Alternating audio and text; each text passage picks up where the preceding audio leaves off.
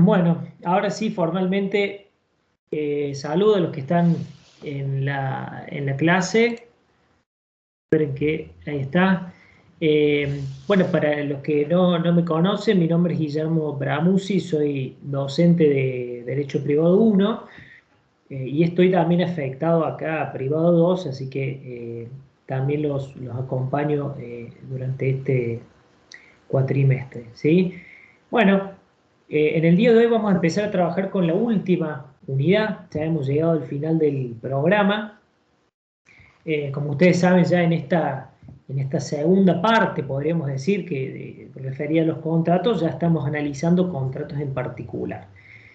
Hoy lo que toca particularmente es lo referido al contrato de fianza y de renta vitalicia, ¿sí? Ya la semana que viene vamos a terminar en las clases que quedan con los demás contratos, ¿sí?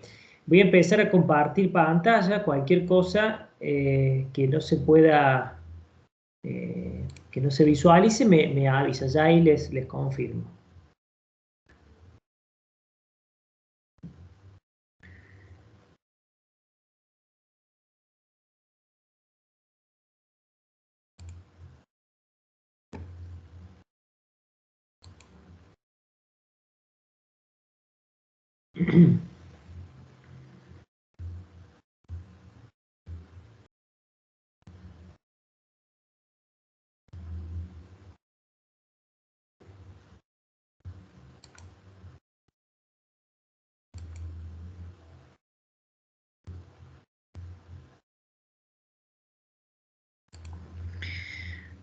Un segundito.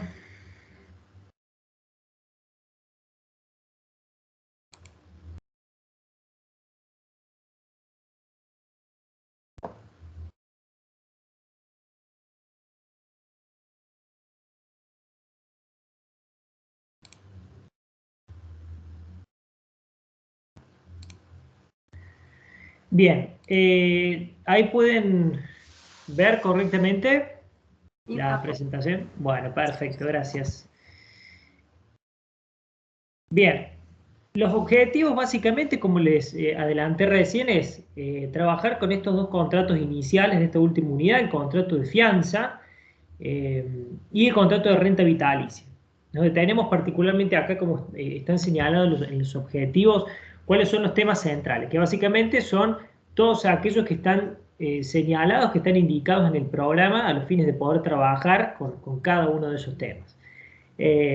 Acá puntualmente nos detenemos en el contrato de fianza, que es uno de los más importantes o uno de los que mayor aplicación tiene en el tráfico jurídico, a diferencia de lo que ocurre con el contrato de renta vitalicia, ¿sí? Y es principalmente un contrato con el cual se puede llegar a encontrar mucho en la práctica el día de mañana. Y es importante desde este punto de vista, o desde la visión del profesional de ciencias económicas, que ustedes puedan distinguir los efectos jurídicos y que puedan, sobre todo, discernir las distintas figuras jurídicas con las que se encuentran, porque en definitiva, para su práctica profesional, por ejemplo, para cumplir con determinados regímenes de información que se requiere de AFIP, este, o en definitiva, en la contabilidad que ustedes tengan que llevar el día de mañana también de un determinado cliente, es importante que puedan diferenciar los efectos y la implicancia que tiene un contrato de otro, y ese es en definitiva uno de los fundamentos más importantes del análisis de cada una de estas figuras. ¿Cuál es el fundamento sobre qué descansa, digamos, el contrato de fianza? Disculpen, les hago una pregunta. ¿Pueden ahora, han visto, yo estoy pasando de diapositiva, no sé si lo han podido ver, si no me avisen porque he tenido problemas otras veces. Ahora estoy, lo que dice fundamentos de la figura. Sí, profe, se ve bien. Bien, perfecto. Como les adelanté recién, el fundamento del contrato de fianza principalmente es la necesidad de asegurar el cumplimiento de una prestación, ¿sí? Como les pongo acá, en definitiva es una herramienta con la que cuenta el acreedor a los fines de prevenirse ante la posible insolvencia o ante la falta de cumplimiento del deudor principal. piensen ustedes que en el ámbito de la celebración de un contrato de envergadura, un contrato, una transacción importante, o simplemente en el marco de una contratación cotidiana, pero que se ejecute de manera continuada y a lo largo del tiempo, en ese lapso pueden sucederse determinadas circunstancias que afecten a la solvencia del deudor y que en definitiva provoque justamente la imposibilidad de satisfacer la prestación a ese acreedor. Entonces, frente a esas circunstancias, piensen ustedes, por ejemplo, en el ámbito del país en el que vivimos, en donde lamentablemente venimos siempre sacudidos por una economía muy inestable, muy volátil. Eso puede llevar a que en definitiva las condiciones que tuvo en cuenta el acreedor al momento de contratar se modifiquen porque la solvencia de su deudor se haya modificado. Entonces, aquí aparecen las figuras de las garantías como una herramienta, como un mecanismo del que puede valerse el acreedor a los fines de prevenirse, ¿sí? Asegurar eventualmente la satisfacción de su prestación, de su incumplimiento, del incumplimiento de la obligación principal. Acá les traigo una definición de lo que son las garantías, ¿sí? Es toda seguridad adicional que el propio deudor o un tercero otorga al acreedor para el supuesto de que la obligación no sea total y debidamente cumplida su vencimiento, ¿sí? Entonces, esta seguridad puede ser otorgada por el propio deudor. Los llevo acá a, por ejemplo, lo que hemos visto en privado 1 cuando hablábamos de los derechos reales de garantía, en donde, por ejemplo, en el caso de la hipoteca, se podía dar la situación de que sea el propio deudor el que otorgara su propio inmueble en seguridad del cumplimiento de una prestación. Si el caso típico, voy a sacar un crédito hipotecario, entonces constituyo una hipoteca en favor del banco sobre el inmueble que quiero adquirir. Pero también puede darse el caso de que ese inmueble sea de un tercero. Por eso es que acá se habla de esta seguridad adicional que puede ser otorgada por el propio deudor o por un tercero en favor del acreedor por el supuesto de cumplimiento de esta obligación, ¿sí? Acá esta clasificación también para que podamos ubicarnos, las garantías personales que son aquellas en las cuales se agrega un nuevo deudor al original. El caso típico es el de la fianza, que es el que vamos a analizar seguidamente.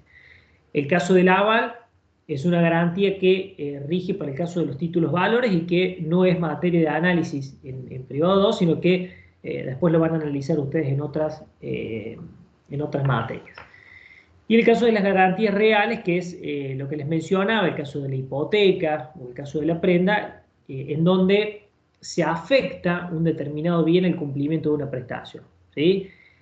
Es decir, en la garantía personal el acreedor tiene, además del patrimonio del deudor, siempre tengamos presente este principio básico, fundamental, sobre el cual se asienta el sistema, que es el patrimonio del deudor como garantía, como prenda común de los acreedores, ¿sí? Entonces, en la garantía personal, el acreedor tendrá el patrimonio del deudor y a su vez el patrimonio de aquel que se suma, ¿sí? Por ejemplo, de aquel que se suma en carácter de fiador, para poder agredir, para poder atacar en caso de incumplimiento. En la garantía real, el acreedor lo que va a tener es el patrimonio del deudor y a su vez un bien que se adiciona, un bien que se afecta a al pago de ese crédito. El contrato de fianza, ¿en qué consiste? ¿Cómo está definido? Dice el código lo define de esta manera. Dice, hay contrato de fianza cuando una persona se obliga accesoriamente por otra a satisfacer una prestación para el caso de incumplimiento, ¿sí? Es una definición muy sencilla y muy clara. Es muy importante que tengamos esto en cuenta de cuando hace referencia a que cuando una persona, ¿sí? Si ustedes van analizando y van desmenuzando la definición, fíjense que habla de que una persona, es decir, puntualmente ya no está hablando de que se trata de una garantía personal, ¿sí? Porque estamos hablando de una persona que se suma al cumplimiento de la prestación ante el eventual incumplimiento del deudor, pero que se obliga accesoriamente, ¿sí? Esa es una de las características centrales de la fianza, se obliga accesoriamente a satisfacer una prestación. ¿Qué quiere decir esto de accesorio? Bueno, ante el incumplimiento del deudor principal voy a poder ir eventualmente en contra de ese fiador. Ya vamos a ver cómo funciona esta dinámica. Y agrega acá la norma que si la deuda fianzada es de entregar una cosa cierta de hacer, que solo puede ser cumplida personalmente por el deudor, o de no hacer, el fiador solo queda obligado a satisfacer los daños que resulten de la inejecución. Puntualmente se refiere a la entrega de cosas ciertas, principalmente de cosas fungibles, perdón, no fungibles, que solamente pueden ser entregadas por ese deudor originario, o al cumplimiento de una prestación intuito personal, es decir, que solamente puede llegar a cumplir el deudor originario. Obviamente que allí la obligación o la prestación a la que se obliga el fiador es a satisfacer los daños que resulten de esa inejecución. ¿Cuáles son los caracteres de este contrato? Bueno, es consensual, es decir, se traba, se consuma a partir del consentimiento entre el fiador y el acreedor. Ojo con esto, no es entre el fiador y el deudor, ¿sí? El fiador se obliga accesoriamente por el deudor, pero el contrato lo celebra con el acreedor, ¿sí? Ya vamos a ver, vamos a distinguir también esto de quienes intervienen como parte. Es de carácter unilateral en principio porque solo resulta obligado el fiador, es decir, es el fiador el que se obliga accesoriamente por la prestación del deudor principal ante el incumplimiento. No genera obligaciones para la otra parte que es el acreedor, salvo algunos casos excepcionales. Es formal porque debe celebrarse en principio por escrito, ya sea por instrumento público o por instrumento privado. Es de carácter gratuito, salvo algunas excepciones en donde por ejemplo, sobre todo en la práctica comercial, algunos bancos pueden llegar a intervenir en carácter de fiadores, en cuyo caso suelen cobrar algunas comisiones, con lo cual en ese caso el contrato no sería de carácter gratuito. Y lo que les decía recién de la accesoriedad, que es una de las notas típicas de este contrato, es decir, que supone la existencia de una obligación principal de la cual depende. Esa es una de las características centrales y que determina parte de la dinámica funcional de este contrato, ¿sí? Por ejemplo, ¿por qué? Porque ante la extinción o la nulidad de esa obligación principal, inmediatamente acarrea también la extinción de esa fianza, ¿sí? Justamente por este carácter de accesorio. Bien.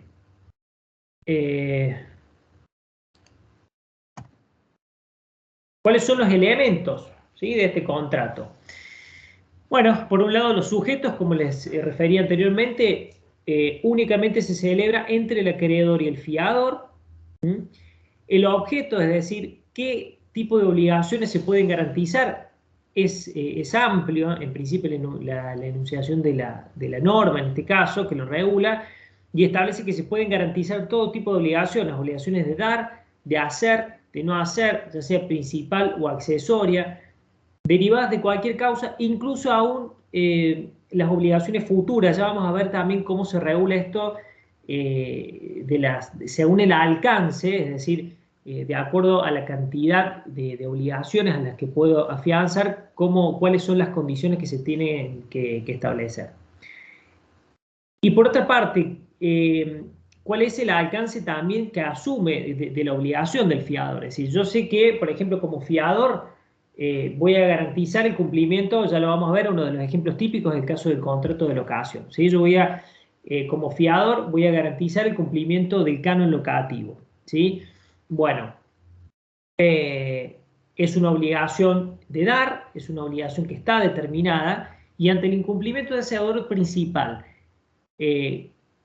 ¿hasta dónde llega mi obligación como fiador? Bueno, la norma dice que comprenderá no solo esa obligación principal, es decir, el capital que puedan reclamar, sino también los accesorios de esa obligación principal y los gastos que demande razonablemente su cobro. Es decir, si tienen que iniciar un juicio porque la persona dejó de pagar el alquiler, van a demandar también al fiador y en contra del fiador también podrán demandar los intereses generados, las costas, es decir, por ejemplo, todos los gastos de juicio y los honorarios que se generaron en favor del abogado. Y la forma de la prueba, como les decía recién, debe celebrarse por escrito, ya sea por instrumento público o privado. Acá les pongo un ejemplo típico. Este es el ejemplo más común para que ustedes puedan visualizar cómo funciona el contrato de fianza, que es el caso del contrato de locación. Quizás a algunos de ustedes les pueda tocar el que viva en un departamento y haya firmado un contrato de locación, es muy común que ustedes saben que se exige, generalmente el locador exige que exista alguna garantía, ¿sí? Y ahí aparece entonces esta figura del fiador, ¿sí? Respecto del cual también a veces hasta se exigen determinadas condiciones de solvencia, por ejemplo, que tenga un recibo de sueldo, que sea titular de algún bien registrable, de un inmueble, por ejemplo. Entonces, supongamos, A, acá les pongo en el ejemplo, es el deudor, ¿sí? Es aquel que va a alquilar, por ejemplo, el departamento para venirse a estudiar a Río Cuarto, ¿sí? B, es el acreedor, es decir, es el locador, es el dueño del departamento que lo da en locación. Y entonces acá le pide justamente que firme también o que aparezca algún fiador. Bueno, acá aparece entonces el contrato de fianza, ¿sí? Que es el que se pacta o se celebra entre el fiador y el acreedor. Y esto implica entonces que este acreedor, y ahí el funcionamiento y el fundamento de esto, este acreedor podrá reclamarle en principio obviamente a su deudor porque con él ha celebrado el contrato, entonces ante el incumplimiento de la prestación va a exigirle el pago del canon locativo, pero también en caso de que el deudor incumpla, ¿sí? Podrá ir entonces en contra de este fiado. Esa es la forma entonces en que funciona este contrato, ¿sí? Acá se los dejo con un ejemplo para que después ustedes lo puedan ver. Eso sin perjuicio de que tengan en cuenta que es un contrato que se usa para todo tipo de transacción comercial y también es muy utilizado en otras contrataciones de mayor envergadura. Por ejemplo, cuando se hace la compra de las acciones de una firma, ¿sí? A veces también para garantizar eventualmente el incumplimiento de las prestaciones, aparece ahí la figura del fiado. ¿Cuáles son las clases de fianza que hay? Bueno, estas son clasificaciones que ya la vamos a ir desmenuzando y se utilizan esto según su alcance, según sus extensiones a los fines de organizar su estudio, ¿sí? Pero vamos a ver de qué se tratan estas clasificaciones. Dijimos, según su alcance, por un lado tenemos lo que es la fianza simple. ¿Cuál es la característica? ¿Qué es el régimen residual? Digamos, si no se pacta nada en particular, se entiende que la fianza es simple. ¿Sí? ¿Cuál es la característica que tiene la fianza simple? Es que goza de los beneficios de execución y de división. ¿Sí? Esto es muy importante. ¿Qué significa el beneficio de execución? Que el acreedor, digamos, previo a poder exigir el cumplimiento de la prestación al fiador, deberá previamente ejecutar los bienes del deudor principal. ¿Sí? Dicho de otra manera, o visto desde el punto de vista del fiador, es la facultad que tiene el fiador de exigirle al acreedor, ¿sí? Que previamente ejecute los bienes del deudor antes de exigirle el cumplimiento al fiador, ¿sí? Y aun cuando los bienes no fueran suficientes, recién entonces ahí, cuando los bienes del deudor principal no fueran suficientes para la satisfacción de su interés, recién ahí entonces podrá ir en contra del fiador. En eso consiste el beneficio de execución, es decir, en la necesidad que va a tener el acreedor de tener que previamente ejecutar, atacar los bienes del deudor principal para que en caso de que no fueran suficientes para la satisfacción de la prestación, ir recién ahí en contra del fiador. Y el beneficio de división funciona básicamente cuando hay pluralidad de fiadores e implica justamente la facultad que tiene el fiador de pagar en la medida de la proporción a la que sea obligado, ¿sí? Vamos al ejemplo de recién, al ejemplo del contrato de locación.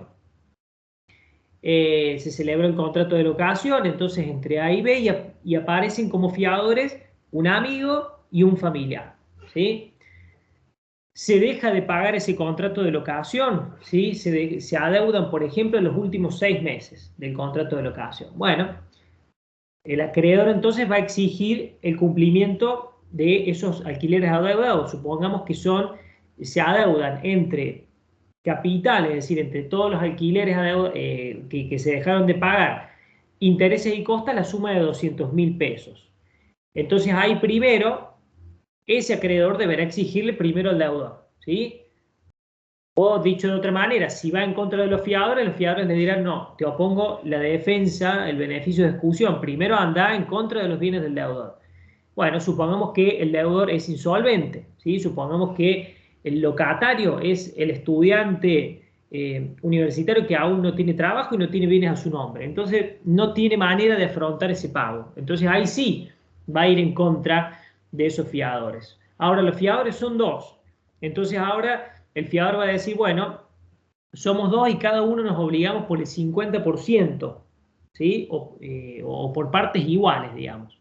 Bueno, entonces ahí el acreedor únicamente podrá exigir de esos 200.000 pesos que se adeudan, 100.000 pesos a unos y 100.000 pesos a otros, ¿sí? En eso consiste el beneficio de excusión y de división. Y así es como funciona la fianza simple, que es el régimen residual, por decirlo de alguna manera. Ahora bien, hay excepciones también al beneficio de exclusión, es decir, situaciones en las cuales el fiador no puede invocar este beneficio. ¿Cuáles son estas circunstancias? Bueno, si el deudor principal se ha presentado en concurso preventivo o ha sido declarado en quiebra, ¿sí? Son situaciones en donde, bueno, justamente dada la impotencia patrimonial que se encuentra comprobada por la situación del concurso preventivo o de la quiebra, ya ahí entonces el fiador no podrá valerse del beneficio de exclusión, ¿sí? También cuando el deudor principal no pueda ser demandado judicialmente en territorio nacional o carece de bienes de la República, ¿sí? Fíjense que en estos dos supuestos lo que tienen en común es que precisamente son situaciones en las cuales el acreedor tiene serias dificultades o prácticamente se encuentra imposibilitado de ejecutar los bienes del deudor principal, ¿sí? Porque cayó en quiebra, fue presentado un concurso o en definitiva porque no tiene bienes en la República. Entonces, bueno, es lógico que en esos casos se lo exceptúe, normativamente esté exceptuado del beneficio de exclusión. Cuando la fianza es de carácter judicial, en estos casos se da cuando en el marco de un proceso, a los fines de asegurar, por ejemplo, también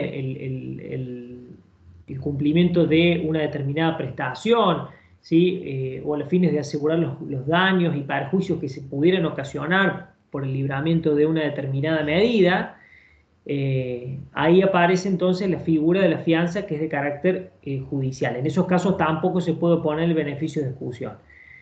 Y obviamente si el fiador ha renunciado al beneficio, ¿sí? No escapa esto al régimen de la autonomía de la voluntad y a la posibilidad que tienen las partes de autorregular sus propios intereses y en definitiva a renunciar a este beneficio, ¿sí? Esto es entonces lo que es la fianza simple, ¿sí? Aquella que goza del beneficio de exclusión y de división con estas excepciones que hemos mencionado en las cuales no rige el beneficio de exclusión.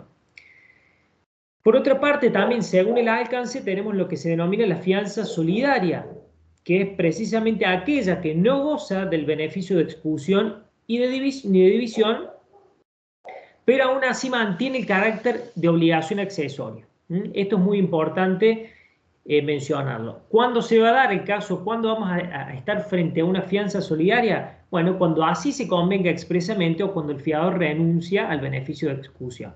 Recuerden ustedes, cuando hemos visto allá en materia de obligaciones en las primeras unidades, recuerden que la solidaridad nunca se presume, ¿sí? Y tiene que surgir expresamente de la contratación. Bueno, acá pasa lo mismo, digamos, se sigue la misma lógica y esa misma regla.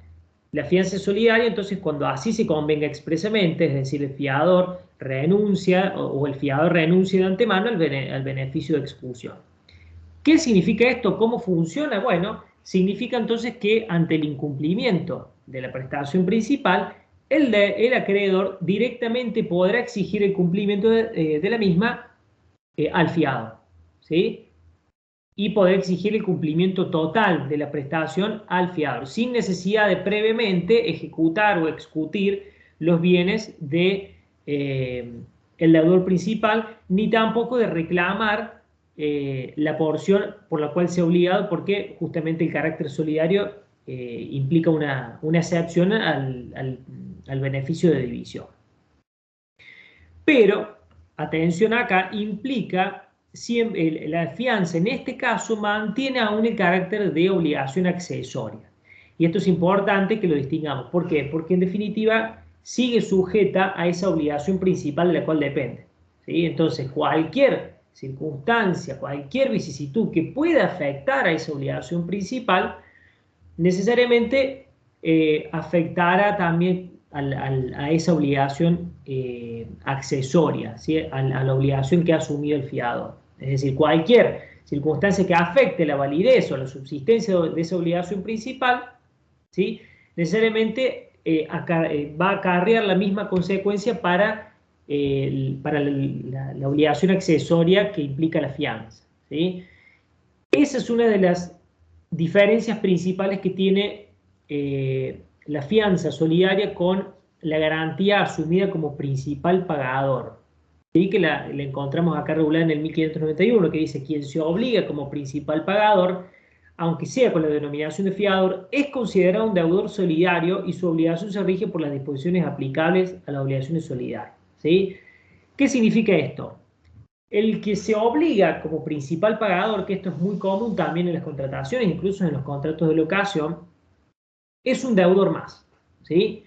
Es un deudor más que se obliga por la misma causa, ¿sí? El que se obliga como principal pagador en un contrato de locación es prácticamente, digamos, jurídicamente está en el mismo lugar que el deudor principal, ¿sí? Es un deudor más. Entonces, en este caso, se diferencia sustancialmente de la fianza propiamente dicha en que no hay una obligación accesoria, ¿sí? En consecuencia, aquí el acreedor puede reclamarle eventualmente también a ese que sea obligado como principal pagador, sin perjuicio de que la obligación por alguna circunstancia se haya afectado en relación al deudor principal, ¿sí? No importa, acá el que se obligó como principal pagador no se obligó accesoriamente, ¿sí? Es un deudor más que se adiciona a ese contrato.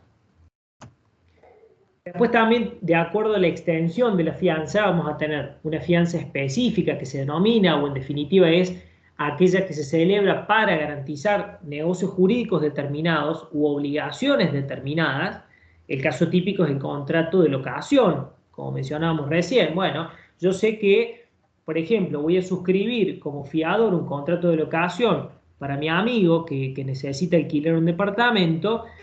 Yo sé que me voy a obligar accesoriamente por las obligaciones que surgen de ese contrato, ¿sí? Que es un contrato que va a durar 3 años, que es el plazo mínimo, y en el cual se ha pactado un determinado precio de locación, ¿sí? Entonces yo sé que, en definitiva, me estoy obligando eventualmente y accesoriamente por el cumplimiento de ese negocio jurídico determinado.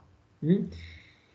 En cambio, en la fianza general, allí el fiador lo que garantiza son obligaciones futuras y hasta un monto determinado. ¿Cómo funciona la fianza general? Bueno,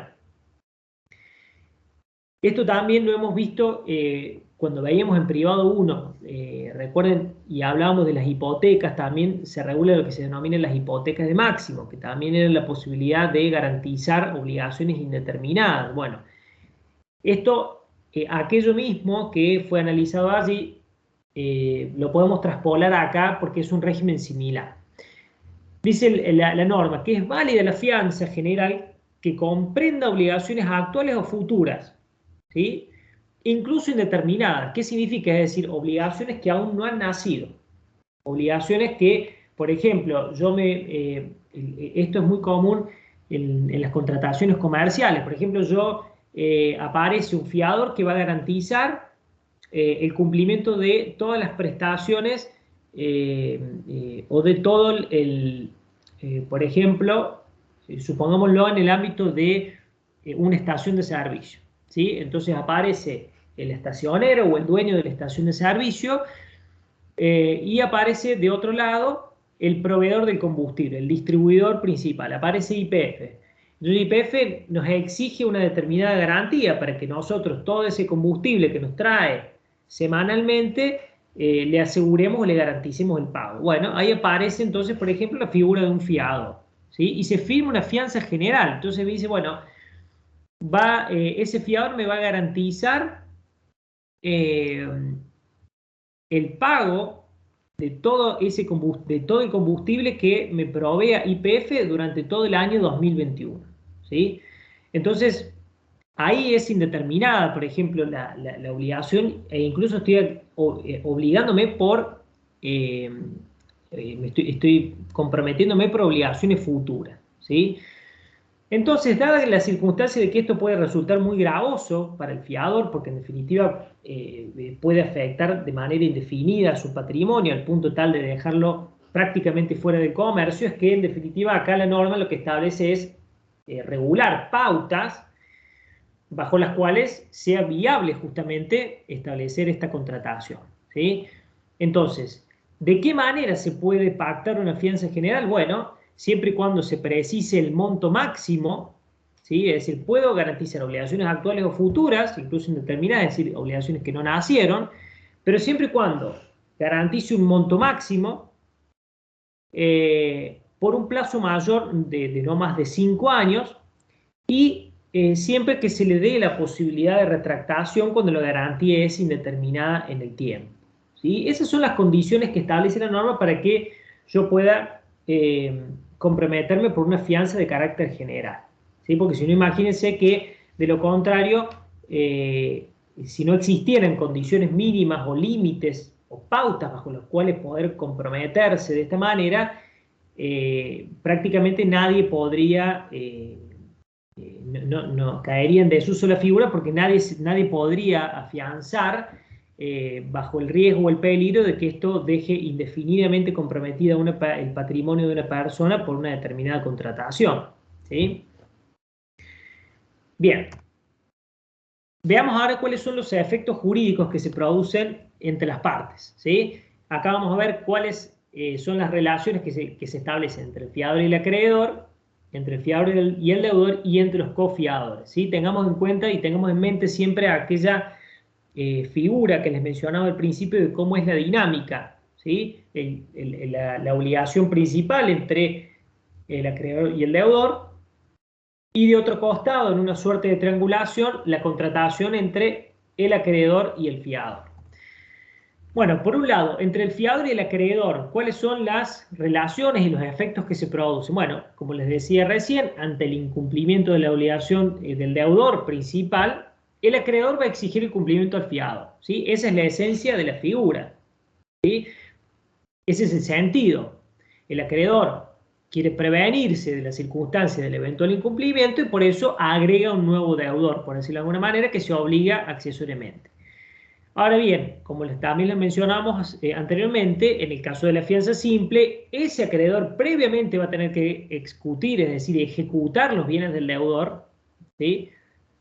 Y eventualmente, si esos bienes no resultan suficientes, podrá ir entonces en contra del fiador. Y en el caso de que existieran varios fiadores, también se agrega la circunstancia de que solo podrá exigirle al fiador el cumplimiento de la prestación en la medida y en la parte proporcional por la cual éste sea obligado, que es justamente lo que corresponde al beneficio de división. Esto obviamente, decíamos, si la fianza es simple, si la fianza es solidaria, puede demandar directamente al fiador, ¿sí? Y por la totalidad del cumplimiento de la prestación. Por otra parte, el fiador, ¿qué defensas puede oponer? ¿De qué manera se puede defender? Bueno, puede oponer al acreedor primero todas las defensas propias, ¿sí? Es decir, puede, en definitiva, ¿cuáles son las defensas típicas que podría oponer el fiador? Bueno, esto que les mencionaba, el beneficio de execución y de división, ¿sí? Viene el acreedor y me reclama el cumplimiento de las prestaciones por la locación que dejó de cumplir mi amigo, ¿sí? Bueno, en principio yo me obligué como una fianza simple, tendrá entonces previamente el acreedor exigir el cumplimiento, ejecutar todos los bienes del deudor principal y si no alcanza ahí recién podrá exigirme a mí. Y además también puedo poner todas las defensas que correspondan al deudor principal, aunque el deudor principal se oponga o las haya renunciado, ¿sí? Por ejemplo, supongamos que el acreedor había concedido una quita al deudor principal, ¿sí? Pero el deudor principal no la hace valer a esa quita, ¿sí? Recuerden la quita, es decir, en definitiva hay en definitiva el acreedor básicamente condona parte de de la deuda y el deudor no la hace valer. Bueno, en este caso el fiador la podrá hacer valer por más de que el deudor principal la haya renunciado. Y con eso, bueno, todas las defensas en general vinculadas a los modos de extinción de las obligaciones, la prescripción, la compensación, ¿sí? Y en cuanto a la oponibilidad de la sentencia, este es otro de los efectos que se produce entre fiador y acreedor.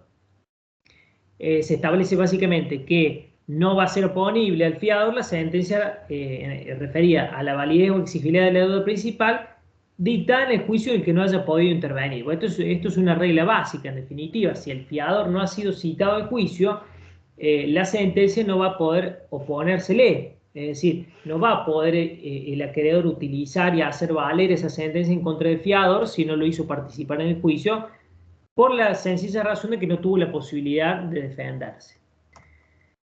¿Qué pasa en las relaciones entre el fiador y el deudor? ¿Sí? Bueno, si el fiador cumple con la prestación, puede subrogarse en los derechos del acreedor para exigir entonces al deudor principal la restitución de todo lo que le ha pagado en concepto de capital, intereses y costas, más los intereses legales, dice la norma, desde el día del pago, e incluso le puede adicionar también indemnizaciones de todo perjuicio que hubiera sobrevenido con motivo de la fianza. Y bueno, esa es una circunstancia que deberá eventualmente probarla, pero lo importante acá es que, por ejemplo, en el caso de recién, el deudor resultó insolvente, dejó de pagar, etcétera, o la fianza es solidaria y entonces el acreedor me ejecutó directamente a mí en carácter de fiador, yo después me subrogo en esos derechos del acreedor, ¿sí? Y le exijo entonces todo lo que pagué, se lo voy a exigir entonces a ese deudor. ¿Sí? Ese es entonces también una de las de los elementos esenciales y de los efectos esenciales que produce la fianza. También se agrega acá que el fiador debe dar aviso al deudor principal del pago que ha hecho. Esto porque justamente acá, como otra consecuencia, el deudor puede oponerle, dice el fiador, que paga sin su consentimiento todas las defensas que tenía en contra del acreedor.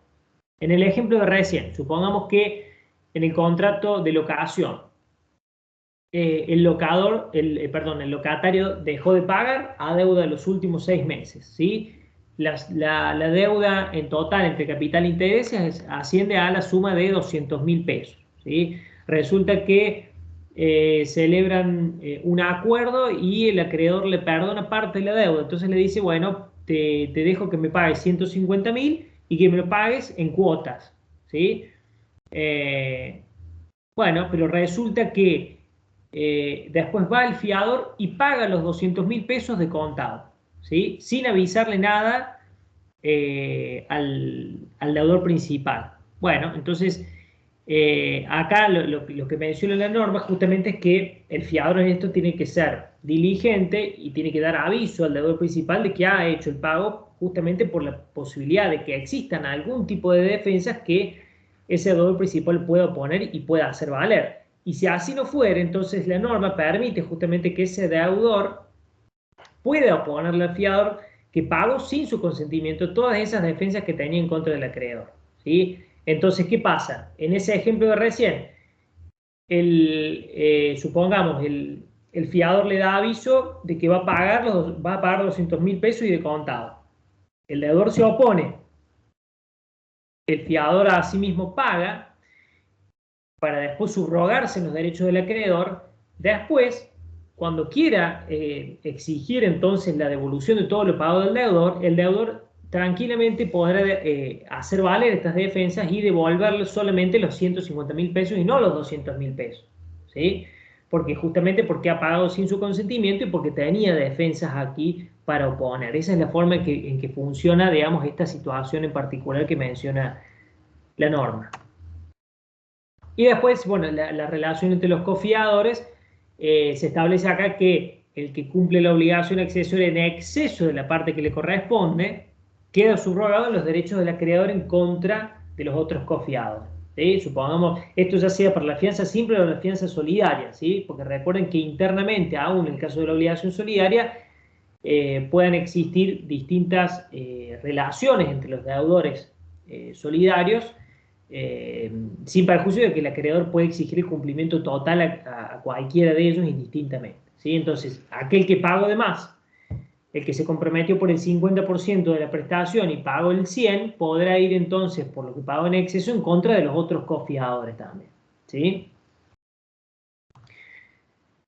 ¿Y cuáles son las causales de extinción de la fianza? Bueno, existen, recordemos que como es una obligación accesoria, en principio hay, digamos, se extingue como consecuencia justamente de la extinción de la obligación principal. Es decir, si la obligación principal se extingue por cualquier fianza, por cualquier causa, eso acarrea la extinción de la obligación del fiador, ¿sí?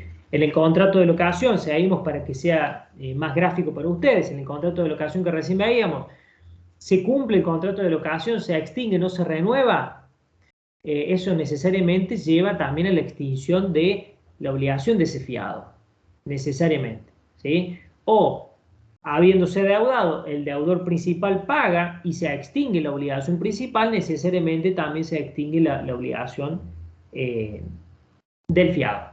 Y después, la norma también regula otras causas propias de extinción de la fianza, es decir, circunstancias que hacen extinguir el contrato de fianza en sí, independientemente de la obligación principal. Entonces menciona el caso de que el acreedor, si por un hecho del acreedor no puede hacerse efectiva la subrogación del fiador, ¿sí?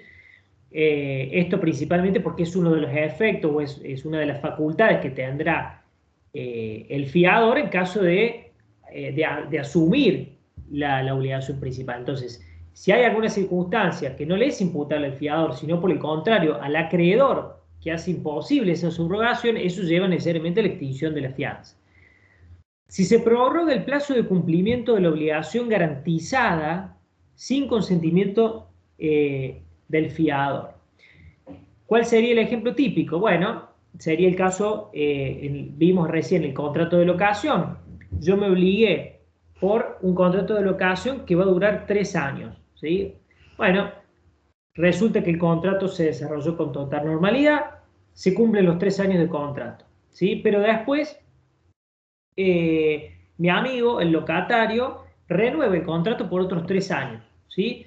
Pero no me piden el consentimiento a mí para la firma de ese nuevo contrato. Bueno, eso necesariamente lleva a la extinción de ese contrato de fianza, ¿sí? El límite justamente va a estar dado por aquellos negocios jurídicos por los cuales yo me obligué.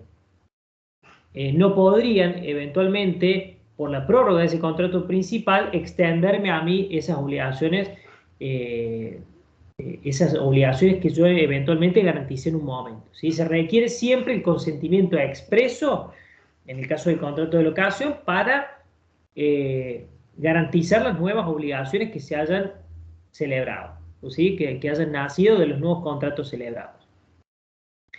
Bueno, recuerden, otra de las causales, si transcurren 5 años desde el otorgamiento de la fianza general, en el caso de las obligaciones futuras y estas no han nacido, ¿sí? En el caso de cuando yo voy a garantizar el suministro del combustible de esa estación de servicio, ¿sí? Y me obligué en el 2020, bueno, en el 2025 se cae esa fianza, ¿sí? Y no voy a comprometerme más allá de ese plazo, ¿sí? No voy a garantizar las obligaciones o el suministro de combustible que se genere con posterioridad a ese plazo. Y si el acreedor, bueno, este es un supuesto muy particular, que dice si el acreedor no inicia la acción judicial en contra del deudor dentro de los 60 días de requerido por el fiador o deja de perimir la instancia. ¿Cuál es la situación? Bueno, en el caso, vamos a una situación sencilla como la de recién, el caso del contrato de locación. Mi amigo dejó de pagar los últimos 6 meses de alquiler, ¿sí? Y resulta que el acreedor no inicia la acción en contra del deudor principal, ¿sí?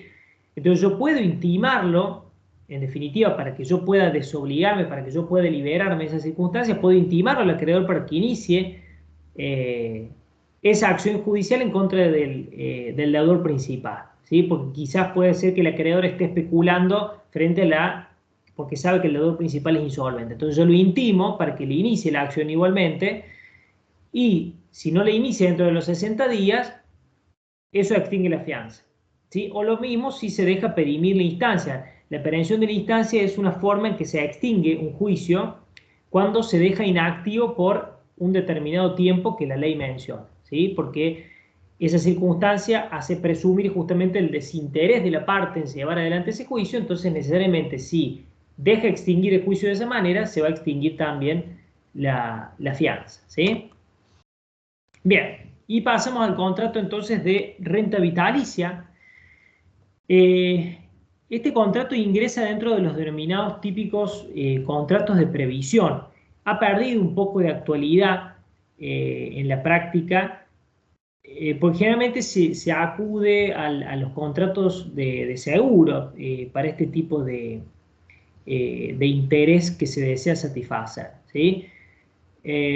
Fíjense cómo está regulado. Dice la norma, el contrato de negocio de renta vitalicia es aquel por el cual alguien, a cambio de un capital o de otra prestación mensurable en dinero, se obliga a pagar una renta en forma periódica a otro durante la vida de una o más personas humanas ya existentes designadas en el contrato, ¿sí? Bien, ahí vamos a ver entonces de qué se trata este contrato.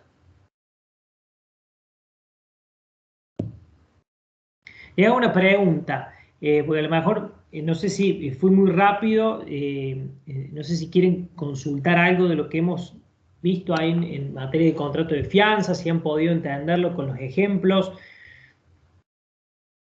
¿Tienen alguna duda? ¿Quieren que repasemos algo? Yo al menos, profe, ninguna duda. Bueno, perfecto, muchas gracias. Continuamos entonces ahora con el contrato de renta vitalicia.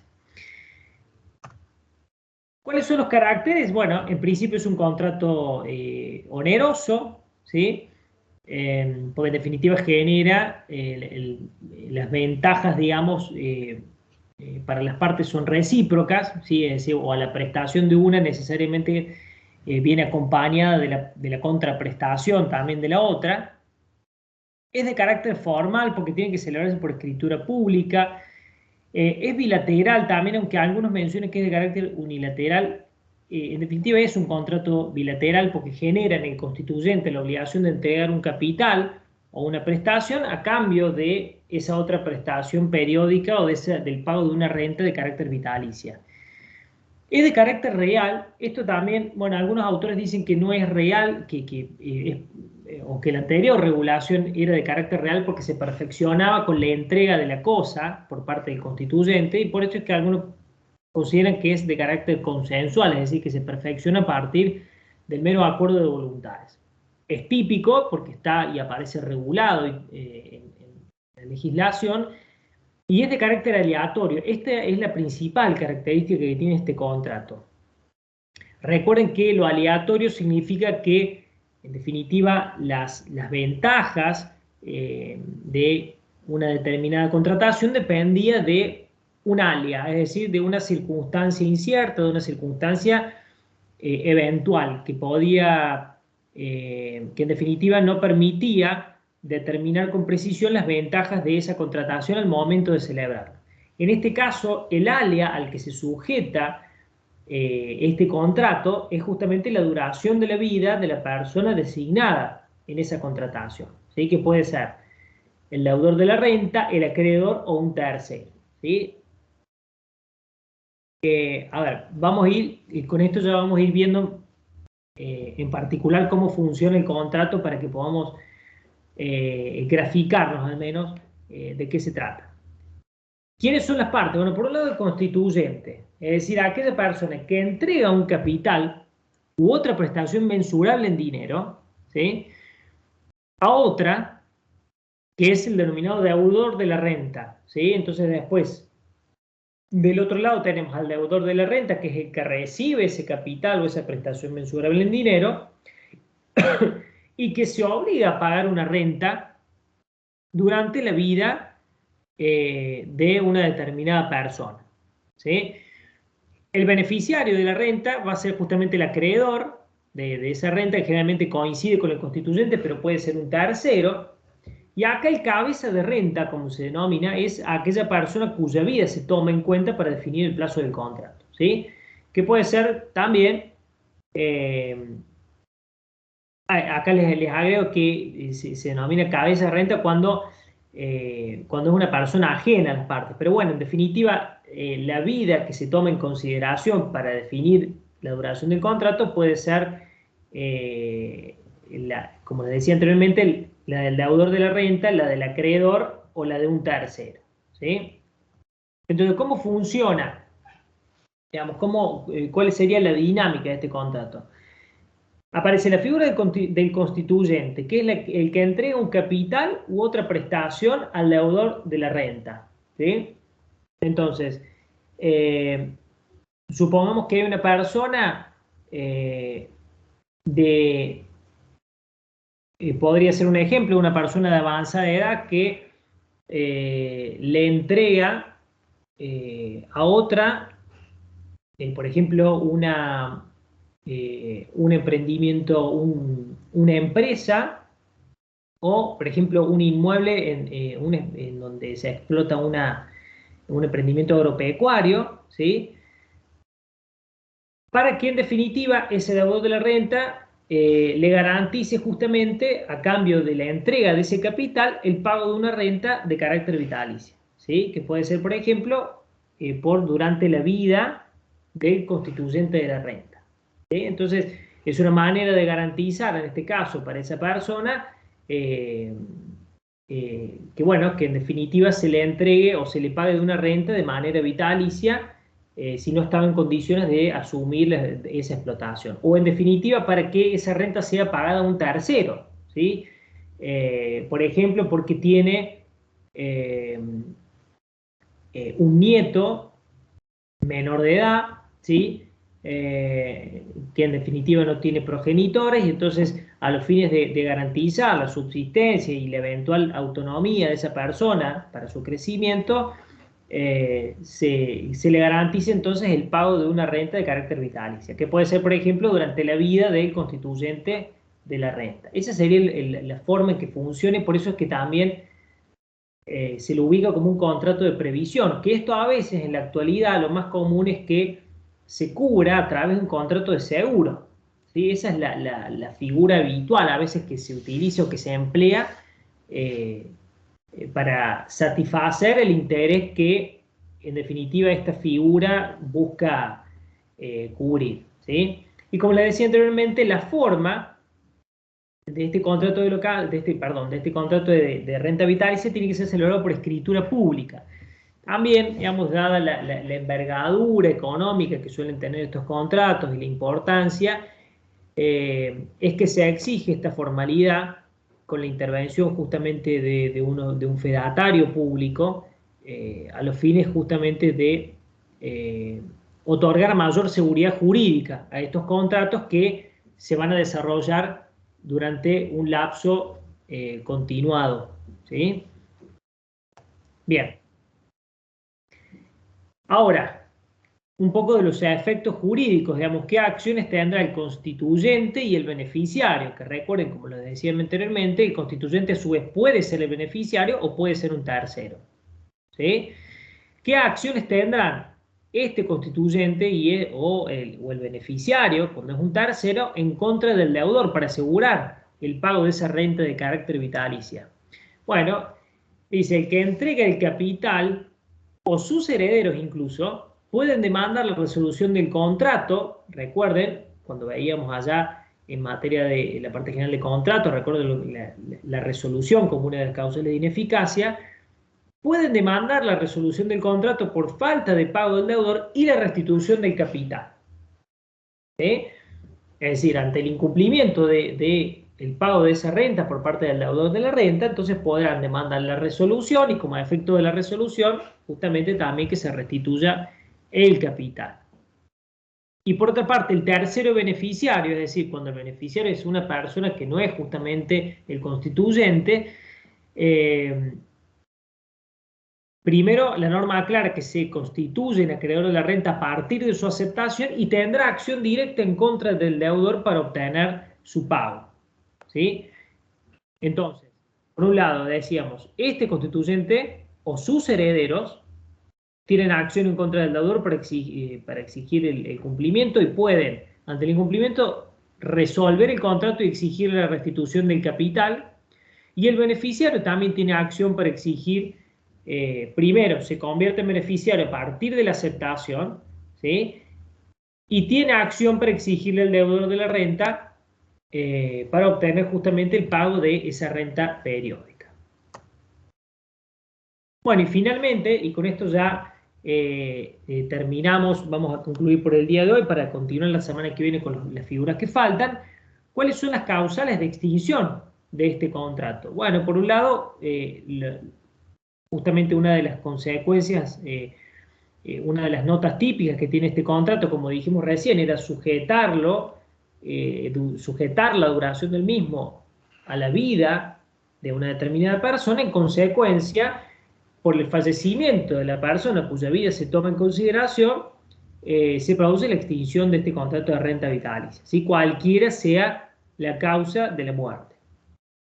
Se aclara también que si se tomó en cuenta la vida de varias personas, ¿sí?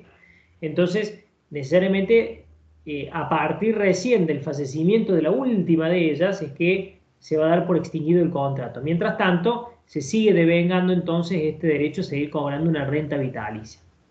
Y después, la norma acá regula una situación particular que es que establece que si la persona cuya vida se toma en consideración para la duración del contrato no es el deudor y dentro de los 30 días de celebrado fallece por propia mano, es decir, cuando hace referencia a que fallece por propia mano se refiere a la situación del suicidio particularmente, o por una enfermedad que padecía al momento del contrato, este se resuelve de pleno derecho y deben restituirse las prestaciones, ¿sí? Bueno, esto básicamente ¿por qué?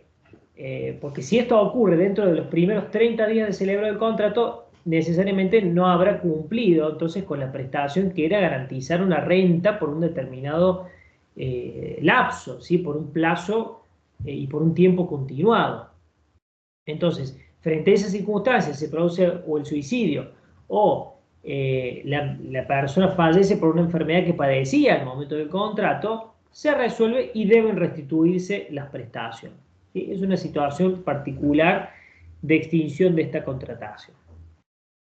Bien, hasta acá llegamos entonces con estas dos figuras que son el contrato de fianza, ¿sí? Y el contrato de renta vitalicia.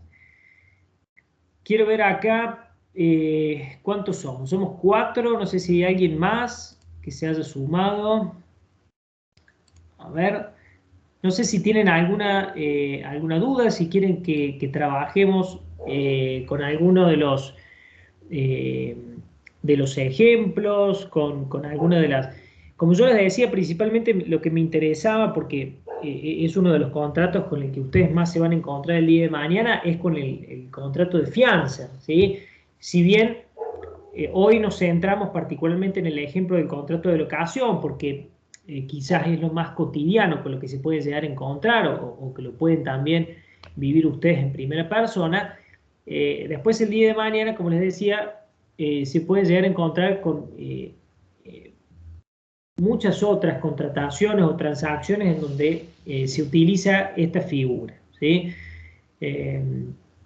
Pero bueno, me interesaba particularmente que quede claro cuál es la dinámica, cuál es el fundamento. Esa es uno de las principales razones que va a permitir a ustedes ayudarles a entender estas figuras y facilitar el estudio, entender siempre las razones de la existencia de estas figuras, ¿sí? La fianza, por un lado, con la necesidad de preverse, de garantizar el cumplimiento de una prestación, el contrato de renta vitalicia, que también ingresa dentro de estos denominados figuras o contratos de previsión, ¿sí? A los fines de precaverse de eventuales circunstancias que puedan afectar a la vida de una persona.